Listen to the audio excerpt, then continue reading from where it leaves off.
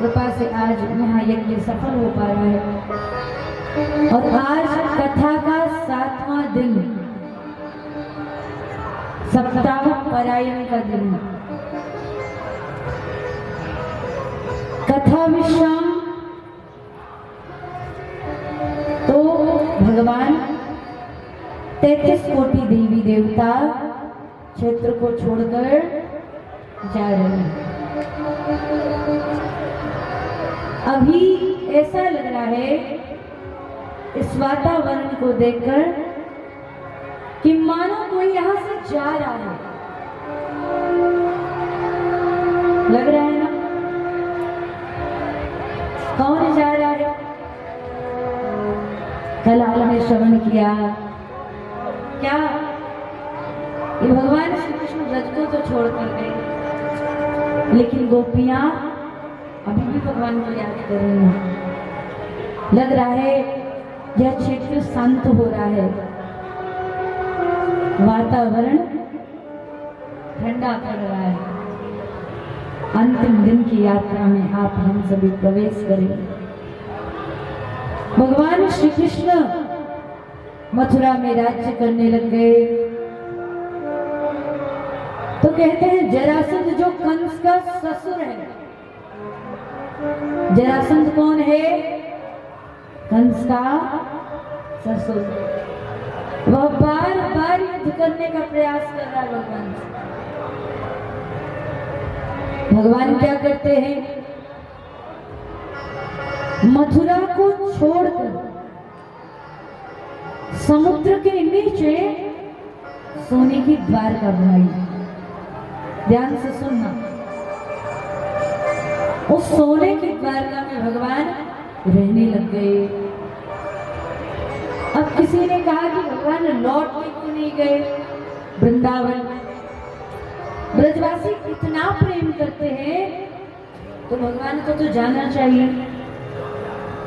ब्रजवासी का प्रेम भगवान के प्रति निस्वार्थ था।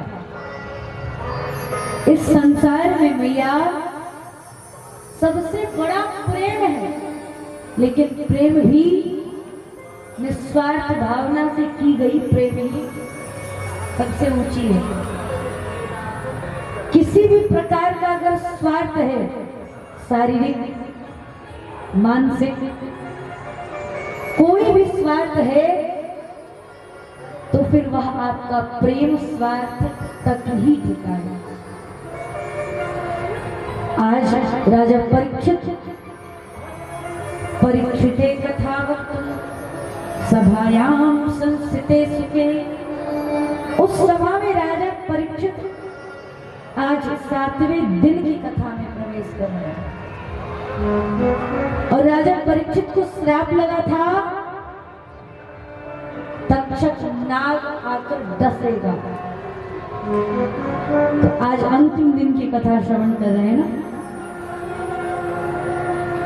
राजा परीक्षित और भगवान से प्रेम करते हैं। राजा परीक्षित भगवान से प्रेम कुंती ने किया। आपने कथा श्रवण करी। कुंती ने कैसे? कुंती जैसे ही सुनती है कि भगवान इस धरा को छोड़कर चले गए,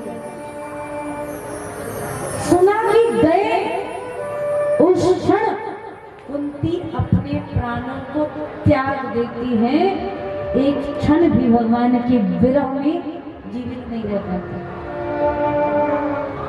ऐसा प्रेम। लोग पूछ रहे हैं दीदी भगवान वापस वृंदावन क्यों नहीं गए? इसलिए नहीं गए क्योंकि ये जो कंस का ससुर है, भगवान भी सोच रहे हैं कि बचपन से हमारे कारण ब्रजवासियों ने जितना सहा, अगासुर, बकासुर, तारका, अगासुर, बकासुर, तृणाव्रत, अब कंस के ससुर के अंदर भी कान्हा के प्रति द्वेष है।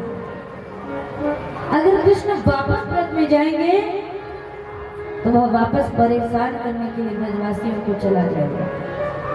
जरासंध इसीलिए सोने की द्वारका बनाई और समस्त मथुरावासी यदुवंशी रहने लग गए। भगवान ने सर्वप्रथम बलराम जी का विवाह माँ रीति जी से किया। भगवान का विवाह सबसे पूर्व रुक्मणी मैया से हुआ। रुक्मणी कौन है? लक्ष्मी है। अक्षत्रम परसुम गदेशु कुलेशम पद्मम धनुम कुंडिका दंडम शक्तिमसिं चचर्मम जलजम घंटासुराभाजन शूलम बास सुदर्शने च ददतिं हस्ते प्रसन्नाना सेवे सैर्विमर्दिनीं महालक्ष्मी सरोजस्तथा। रुक्मणी लक्ष्मी है। विदर्भ देश के नरेश राजा विस्मक की एक लौती पुत्री है। लक्ष्मी कभी घर में नहीं रहती। सबसे पहले जब लक्ष्मी का प्रागट्य हुआ तो समुद्र मंथन से। वही लक्ष्मी जब सीता माता का रूप धारण करती है तो न हीर से भई न पीर से भई जनकपुरी की चांद की धरती चीर के गई। तो वही सीता जब राजा विस्मक की पुत्री बनती है रुक्मणी के रूप में, राजा विस्मक को कमल के पुष्प में प्राप्त हुई। अब बड़ी हुई तो बेटी का विवाह। भगवान श्री कृष्ण ने आज तक माता रुक्मणी को देखा नहीं है। रुक्मणी का भाई है, नाम है रुक्मी। रुक्मी ने माता रुक्मणी का विवाह अपने प्रिय मित्र शिशुपाल से तय कर दिया। शिशुपाल से रुक्मणी को पता चला। माता रुक्मणी एकदम क्रोधित हो गई अपनी भाभी के पास। कहा, भाभी भैया ने मेरा विवाह गलत जगह तय किया है। कहा, क्यों? कोई और पसंद है? हाँ। कौन? कृष्ण। भाभी ने प्रश्न किया, आपने कृष्ण को देखा है? रुक्मणी ने कहा, नहीं, आज तक तो नहीं। फिर कैसे प्रेम होगा? श्रुत्वां गुणं भुवन सुंदर क्षणवतां दे। कानों से सुना है। जैसे कृष्ण की कथा आप सभी सुन रहे हो ना, कृष्ण की कथा सुनने के बाद भी अगर कृष्ण के प्रति भाव ना जागृत हो तो फिर कृष्ण की कथा में बैठना नहीं चाहिए, उठ के चले जाओ। ये मैं नहीं, ऐसा भाव है। रुक्मणी मैया ने कहा, मैंने देखा नहीं है, मैंने सुना है। अपने कानों से ब्राह्मणों के मुख से गुणानुवादों को श्रवण किया है। जैसे रोज आचार्य जी मंडप में मंत्र पाठ कर रहे हैं। परिक्रमा लगाने के बाद भी कितने लोगों ने परिक्रमा लगाई? हाथ पर उठाओ।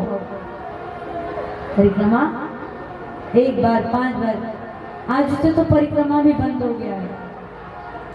पूर्णाहुति के बाद परिक्रमा नहीं होती। फिर भी आप लोगों का भाव है, अच्छी बात है। तो परिक्रमा लगाने के बाद भी, यज्ञ में भगवान को प्रणाम करने के बाद भी अगर व्यक्ति के अंदर, मनुष्य के अंदर भगवान के प्रति भाव जागृत नहीं हुए, भगवान की परिक्रमा लगाने के बाद भी अगर व्यक्ति के अंदर जीव हत्या और यज्ञ के बाद मांस भक्षण का विचार आ रहा है तो फिर परिक्रमा लगाने का कोई फल नहीं मिलने वाला। हाँ, क्यों? हम क्यों कर रहे हैं? धर्म जागृति के लिए। किसी ने कहा, दीदी एक बात बताओ, गंगा जी में स्नान करने से तो सारे पाप धुल जाते हैं।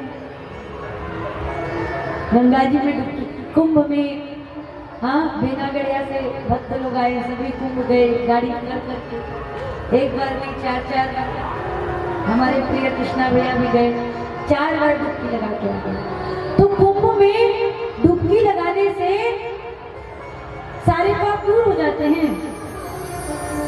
हमें तो लगता है कि आप लोगों ने तो कोई पाप ही नहीं किया। जो लोग बेनागढ़िया से आए हैं कथा श्रवण करने के लिए इतने दूर से, 100 किलोमीटर से, 170 किलोमीटर से, तो किसी ने पूछा कि दीदी एक बात बताइए, क्या कि महाकुंभ में परिक्रमा, महाकुंभ में डूबने से पाप दूर हो गए। राजा परीक्षित ने भी पूछा है श्री सुखदेव से कि गंगा जी में डुबकी लगाने से पाप खत्म हो जाते हैं क्या? सुखदेव ने उत्तर दिया, राजन, जिस क्षण आप गंगा जी में डुबकी लगाते हो उस क्षण आपके द्वारा किए गए सारे पाप गंगा जी के आसपास के क्षेत्र में विराजमान जितने वृक्ष हैं उसके ऊपर जाके बैठ जाता है। तो आपका तन पवित्र हो गया, पाप निकल के वृक्षों में बैठ गए कुछ देर के लिए। डुबकी लगाकर आप पवित्र हो गए। सत्य, डुबकी लगाने के बाद जैसे आप कुछ दूर गए तो जो वृक्षों में आपका पाप बैठा था वो वापस से आपके अंदर समाहित हो जाता है और आपके साथ चला जाता है। तो वही प्रश्न किया किसी ने कि दीदी इतने लोग कथा सुनने आते हैं अंतिम दिन तक, लेकिन कथा सुनने के बाद भी भगवान के प्रति भाव क्यों नहीं जागता है? भक्ति ज्ञान वैराग्य क्यों नहीं जाग रहा है? धर्म क्यों नहीं जाग रहा है? तो इसका उत्तर श्री सुखदेव जी ने कहा दिया कि राजन, जब तक व्यक्ति कथा में बैठकर कथा श्रवण करता है तब तक व्यक्ति के सारे पाप कथा पंडाल के बाहर ही खड़े रहते हैं, और जैसे कथा सुन के बाहर जाता है तो वापस से पाप उसके अंदर समाहित होकर वापस से चले जाते हैं और फिर से मति बिगड़ती है और फिर से लोग वही आचरण करने लग जाते हैं, वही आचरण करने लग जाते हैं, वही आचरण जो हम रोज कर रहे हैं। कहते हैं सुखवाम गुना, ध्यान से सुनना, आज अंतिम कथा है और 10 बजे तक में है ना। तो कहा राजन, रुक्मणी मैया ने कभी भगवान को देखा नहीं, हृदय से प्रेम किया, पत्र लिखा, प्रेम पत्र भगवान के लिए।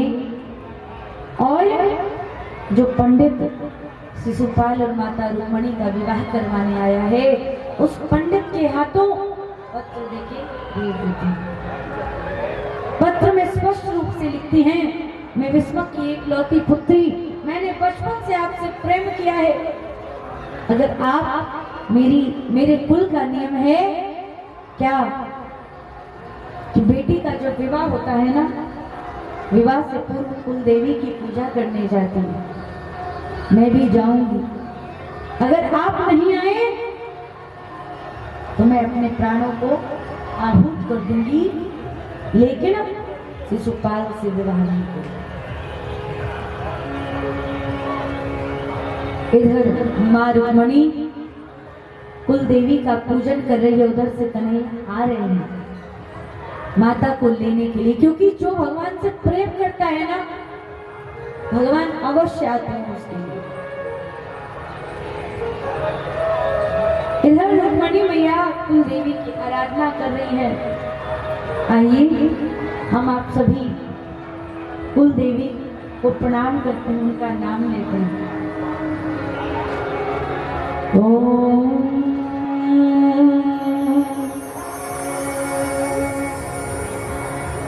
नमस्ते रुद्ररूपिणे, नमस्ते मधुमर्दिनी, नमस्ते शुभहारिणी, नमस्ते महिषासुरमर्दिनी, नमस्ते सुवहन्त्रेश निसुम्भासुरघातिनी, जाग्रतं हि महादेवं जपं सद्भिं कुरुष्व मे, अहंकार सृष्टि रूपाय ह्रींकारी प्रतिपालिका क्लींकारी कामरूपिणी वेदरूपे नमोस्तुते। बोली आद्य शक्ति पराम्बा महारानी दुर्गा की। आइए वो माँ भगवती विद्यमान है, उनका आवाहन करते हैं।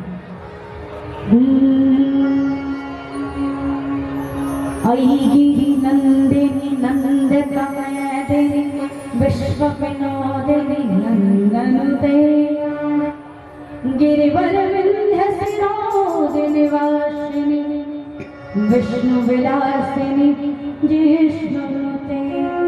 विष्णु विलासिनी जिष्णुनुते विष्णु विलासिनी जिष्णुनुते ओ विष्णु विलासिनी जिष्णुनुते विष्णु विलासिनी जिष्णुनुते। गिरि नंदिनी नंदतमयदिनी विश्व विनोदिनी नंदनुते गिरिवर विंध्य सिरोदिनी वासिनी विष्णु विलासिनी ओ विष्णु विलासिनी जिष्णुनुते विष्णु विलासिनी जिष्णुनुते।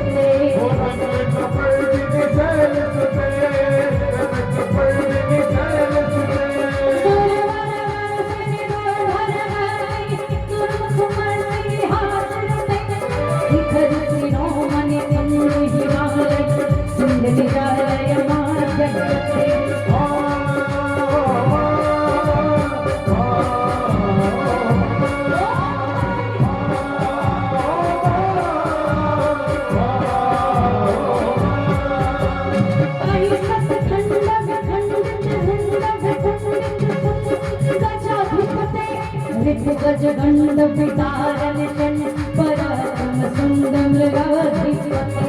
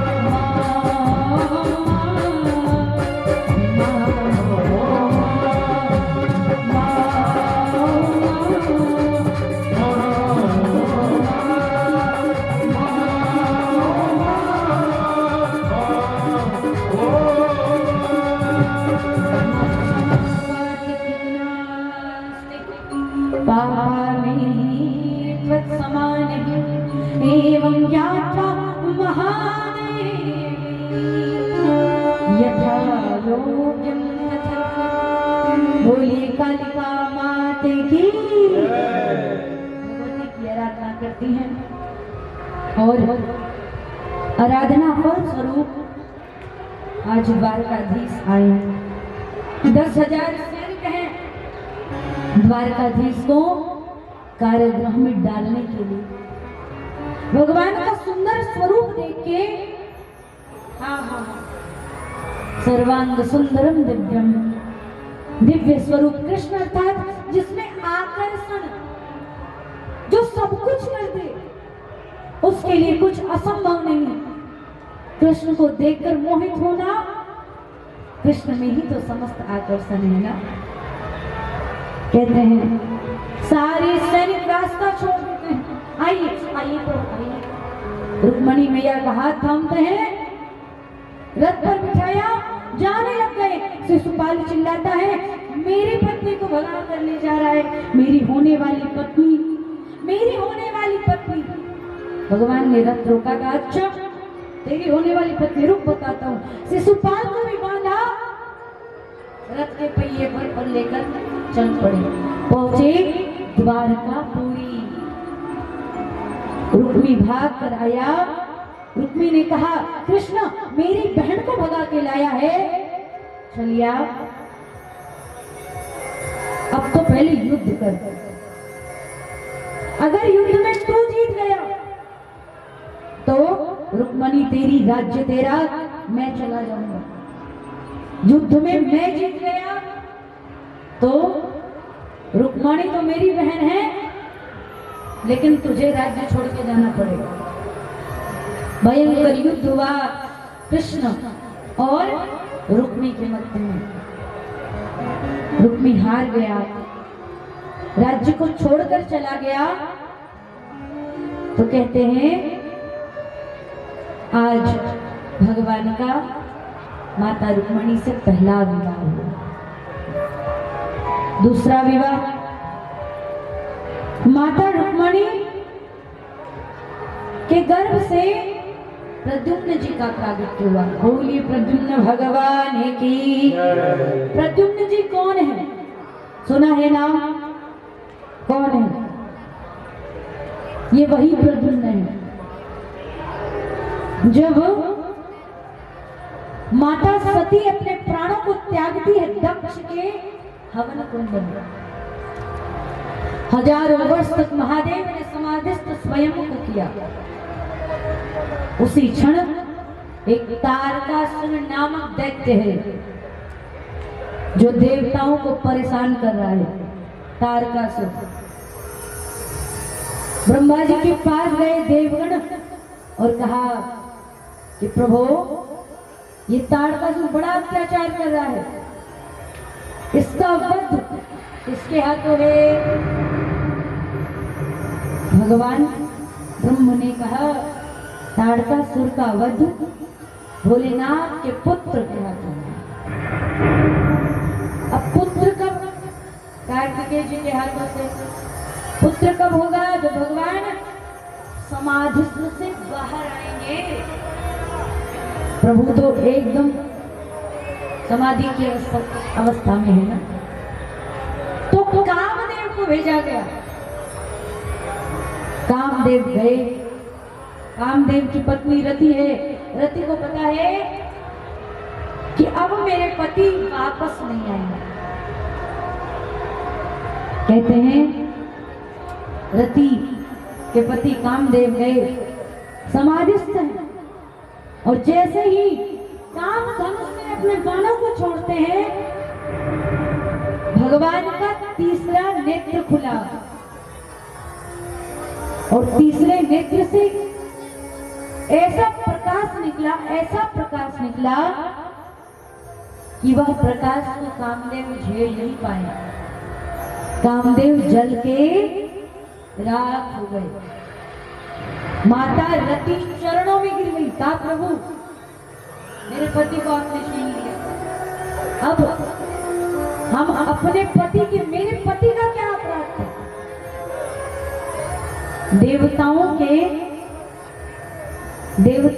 के लिए, देवगण की रक्षा के लिए कामदेव आए थे। मेरे पति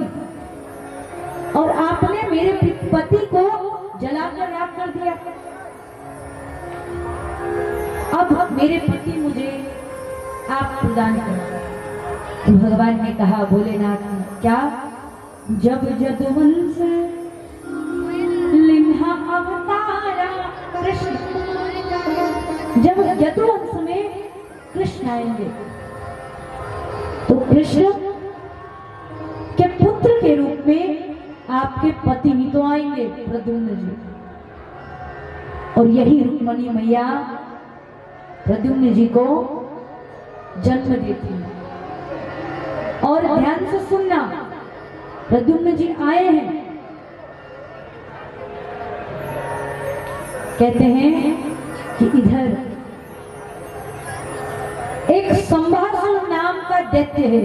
रति मैया को तब तक कहा तपस्या करिए, कृष्ण जन्म, कृष्ण अवतार का इंतजार करिए, कृष्ण के पुत्र के रूप में आपको आपका पति मिलेगा। इधर एक बड़ा भयंकर असुर है संभासुर। संभासुर का वध भगवान श्री कृष्ण के पुत्र प्रद्युम्न के हाथों है। संभासुर को पता चला, संभासुर भगवान श्री कृष्ण के पुत्र को चुरा कर ले गए और समुद्र में फेंक दिया श्री प्रद्युम्न जी महाराज को। एक बहुत बड़ी मछली प्रद्युम्न जी को आहार बना लेती है, लेकिन वो कृष्ण के पुत्र हैं, तेज की कमी नहीं है। वह मछली के फेफड़े से श्वास ले रहे हैं, वह बालक प्रद्युम्न। एक मछुआरा भयंकर जाल बिछाकर उस मछली को पकड़ता है। बहुत बड़ा मछली है, राजा बहुत प्रसन्न होंगे। क्यों ना? राजा को प्रसन्न करने के लिए इस मछली को राजा के पास लेकर जाया जाए, भेंट स्वरूप प्रदान किया जाए। संभासुर उस नगर का राजा है और उसी नगर के मछुआरे को मछली मिली। जैसे ही संभासुर तो मांसाहार है, मांस खाता है, मछली अति प्रिय है। और संभासुर के रसोई में ही मैया रति, जो इस जन्म में मायावती है, द्वापर युग में रसोई घर में भोजन पकाने का काम कर रही है। मछली की पेट फाड़ी तो प्रद्युम्न जी निकले। एक रोता हुआ बालक को सैनिकों ने मायावती को दे दिया। कहा, मायावती तुम्हारा कोई पति नहीं है, तुम इस बालक का लालन पालन करो।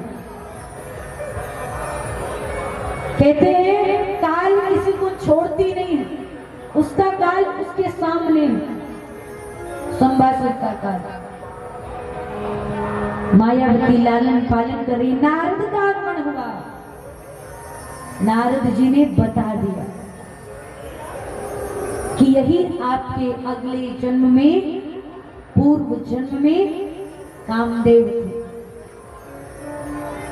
मायावती पालन पोषण करती है, मायावती प्रद्युम्न का, लेकिन मन में पति के प्रति, पति वाला भावना है, पुत्र का नहीं। क्योंकि पता है कि पूर्व जन्म में ये हमारे स्वामी थे प्रद्युम्न जी।